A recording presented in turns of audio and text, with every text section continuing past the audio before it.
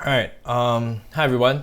I thought I'd make a video about the fires going on now in Australia, how it relates to Singapore and all the thoughts that I had.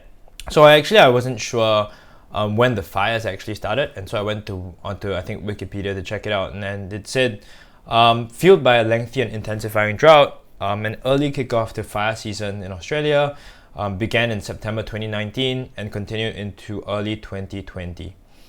And I was curious, like what season is September? And so I went onto the Australian tourism site, and this is what it said. So September is actually spring. It's characterized by sunny days and cool nights. And I'm assuming that it's not really about fires. In fact, by some accounts, the fires started in as early as August, and that's winter in Australia. And so, that's the first weird thing. The fires were happening out of season. And they're continuing today. January, it's summer. It's early summer still. They've got 2 more months of hot weather coming, and the tourism site says it brings sunny, warm days that are best spent at one of the country's gorgeous beaches. It's kind of sad because, well, it's not gorgeous, it's not sunny, and people are taking the beaches to escape fires that are burning their houses. That was one of the big stories. Yeah, it's tragic. So I found this map done by Andrew Tierney to give some sense of how big the fires are. It's massive, way bigger than Singapore. Includes Singapore, JB, Kuala Lumpur, going up halfway, I think, up Malaysia. Everything is on fire, burnt or burning, and it's incredible. The size of the fire. I think it also puts into perspective how small our forests are. I think a lot of folks make a big deal about conserving our forests for good reason. But in terms of storing carbon, our forests really aren't that important, aren't that big in size. And just imagine how much carbon has been released from forests of that size in the past 2 weeks. No, right, sorry, since August, when the fires have been burning in Australia. That's a ton of carbon dioxide going into the air. And so I went back and I checked, and actually they've predicted something of this scale for a while. So this article by The Guardian says that it came out in April 2019, and the fire chiefs warned about escalating climate threat in the country. Said it needed to prepare for worsening natural disasters and climate change. And that's what we're seeing now. The signs were all there. We knew it was coming, and here it is. There have been a lot of videos of the animals that have been affected. I think by some accounts, 500 million animals. Some recent estimates have come to 1 billion animals. This particular video was one of the first ones that I saw. It's pretty heartbreaking. This guy was chilling at home, walks out to the road, and just everything's on fire, and he tries to walk. Oh, Jesus, look at that. He's got nowhere to go. Okay, this lady comes and she saves him, which is nice. And then she tries to put water on him, and you can hear him squealing. Him, her, I'm not sure. You can hear it squealing. Fuck, that's heartbreaking. You want to put him in the blanket and bring him out of the it's this animal that's just trying to live its best life, and has no idea what's going on, and its whole home has just gone up in flames. It's obviously in pain. You pour water on burns, but I don't know if you've ever got a burn before, but it hurts like hell when you pour water on a bad burn. And you can see the blood in one of these later shots. That's just tragic. And this koala went on to die. They weren't able to heal its injuries. And I can't imagine, all the other animals that are stuck in that fire and weren't rescued. Just imagine burning up to your death. That's horrific. And so there's this other video that I saw also of people driving through the fire, firefighters, just to give you some sense of the scale. There's no way you're putting out a fire of that size. There's no amount of water that you could use. That's wild.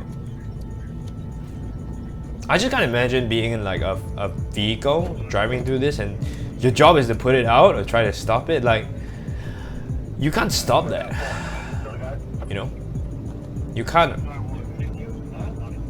That's just too much. I don't even know how people get out of the cars, honestly. Like, what are you gonna do?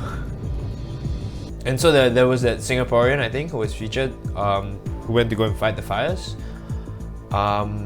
Full respect to him for volunteering as well. I just can't imagine how devastating it must be, you know? Imagine this is like Bukit Timah, right? And it just went out in flames. Oof, that'd be rough. I also found, you know, this series of comics by Jenny Jinya, I think. I hope I got that right. I'll just show the next few comics.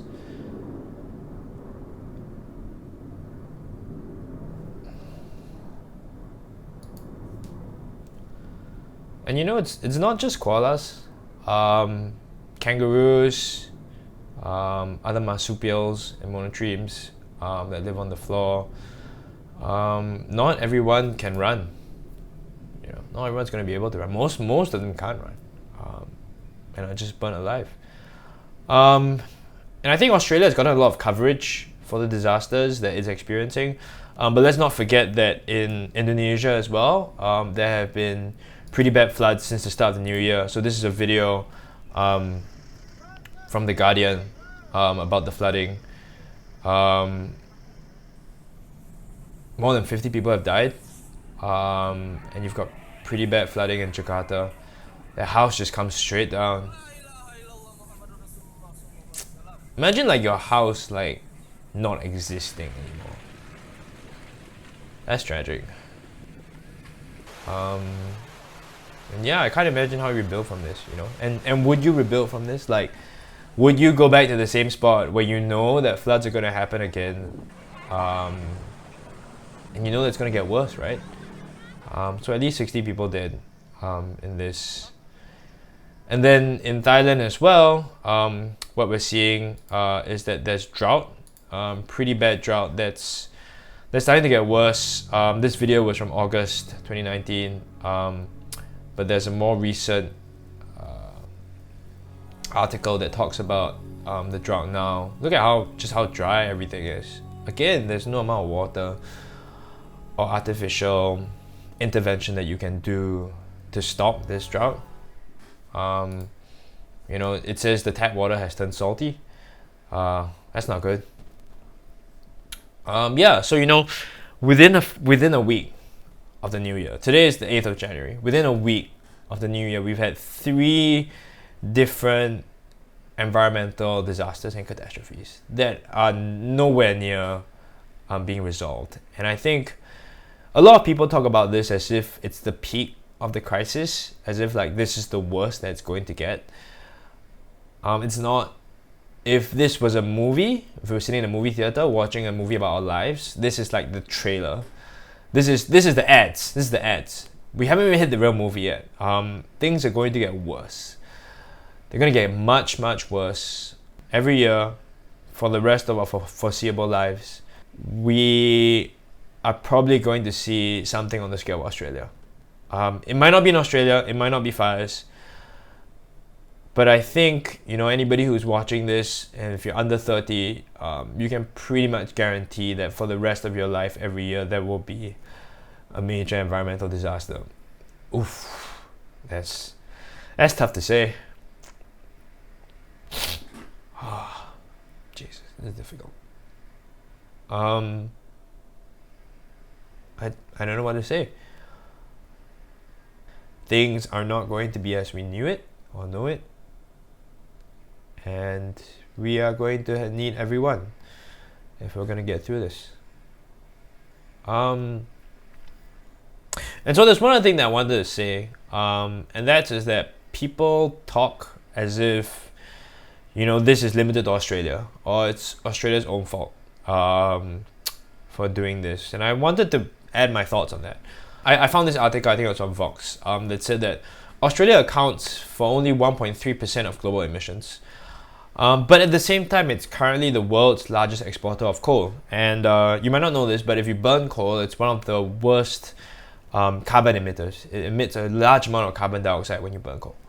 And so it's a bit of karma, right? That the fires are happening in a country responsible for a lot of environmental degradation.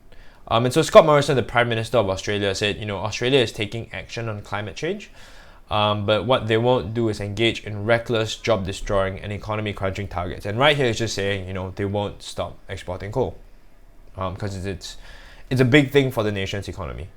And it actually sounds very familiar to what Singapore says. And so this is an article from the Straits Times, and it says, Singapore always only claims to generate 0.11% of global emissions, but we're actually a huge contributor on the fossil fuel sort of playing field.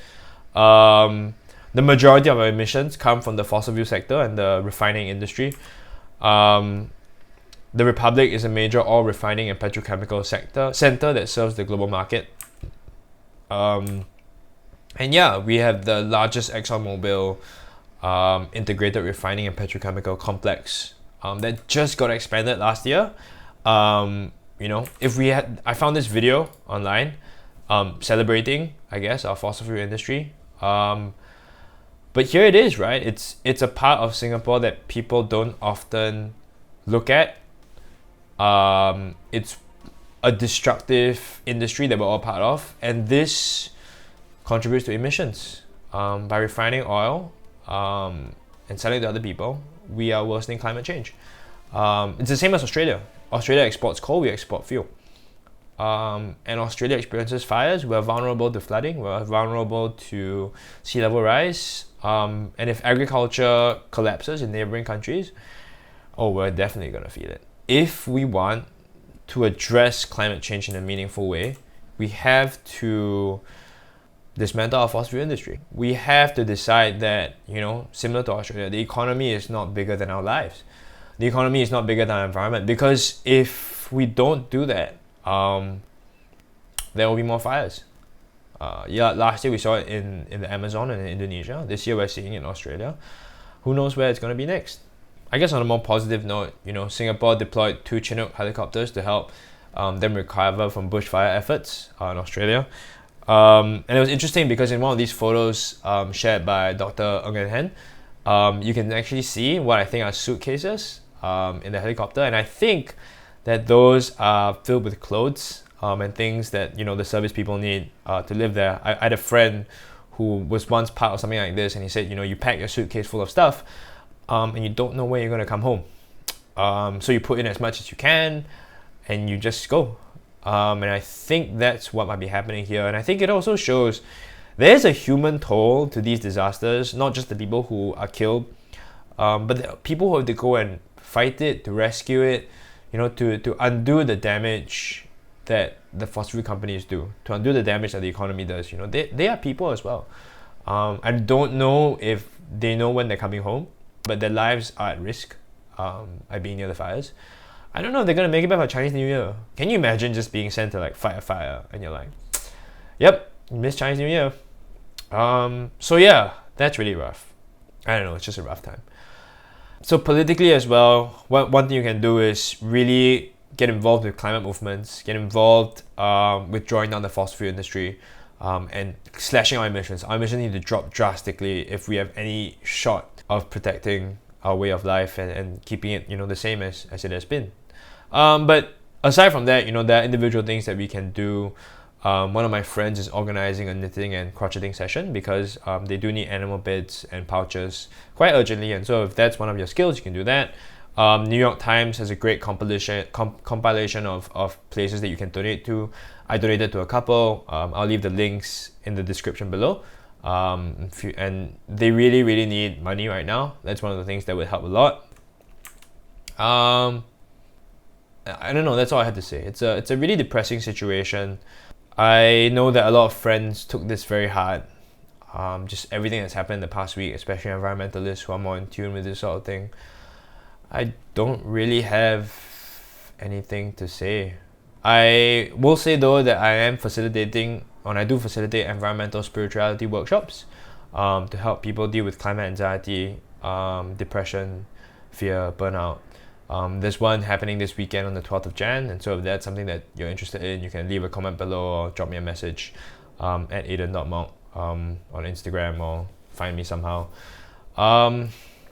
Yeah, it's a tough time to be alive. It really is. So hang in there. I think we're all doing our best on the activist side. I just hope we figure it out in time.